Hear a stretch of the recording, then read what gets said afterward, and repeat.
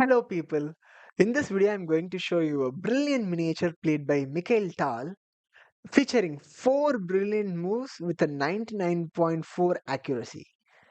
Man just played like a machine and it shows the supreme power of Tal in his prime time.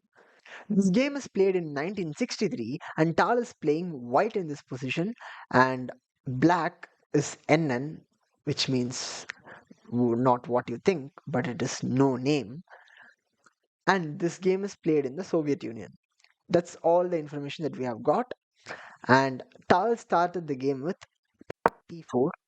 Opponent played c5, the Sicilian defense, knight to f3, d6, d4, c takes d4, knight takes d4, the open Sicilian, knight to f6, attacking the pawn, knight to c3, defending the pawn, a6, the knight of Sicilian, and after bishop to g5, the Richter-Rausch variation, e6 is the main move, and f4 is the continuation which Tal plays. And here the current theory goes like bishop to e7 followed by queen to f3 and then queen to c7 with a lot of moves after long castles like g4 is a move.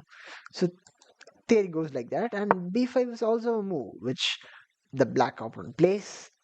Tal plays e5, which is a move. D takes e5, f takes e5, hitting the knight, and the opponent played the sneaky move queen to c7. You may ask, oh, why shouldn't I take this knight? Isn't this knight for free? The problem is if this knight is captured, there is queen e5 hitting the bishop. I hope you understand. You can see that. So Tal played the move queen to e2, and then after knight back to d7, Tal played long castles. So far so good. And here black made this bishop to b7, which looks like a book, which is a book move, which chess.com says, but it's actually an inaccuracy. And in this position, Tal sacrificed his knight.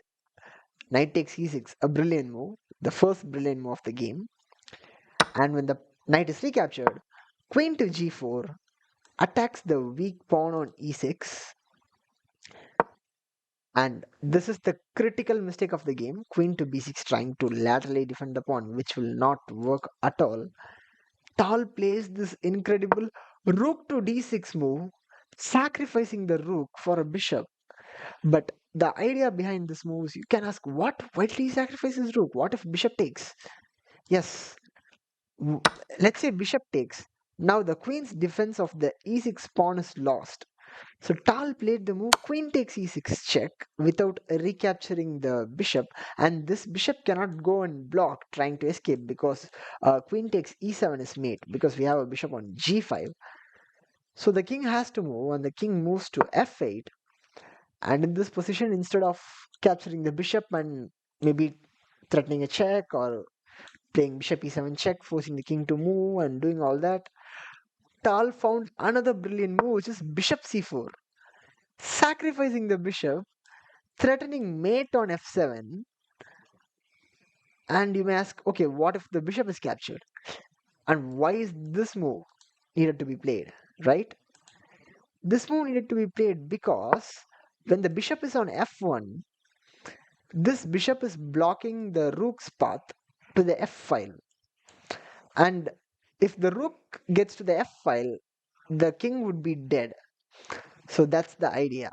So that's why it's basically a clearance sacrifice with with a checkmate threat, and there is nothing can be done. The bishop has to be captured, and the bishop is captured, and now it's mate in five. Tal played rook f1 check. The king cannot go anywhere, so the knight has to block. And Tal sacrificed the rook, the fourth brilliant move. And when the rook is accepted, which is forced, bishop to h6 is a checkmate, a Boden's checkmate kind of.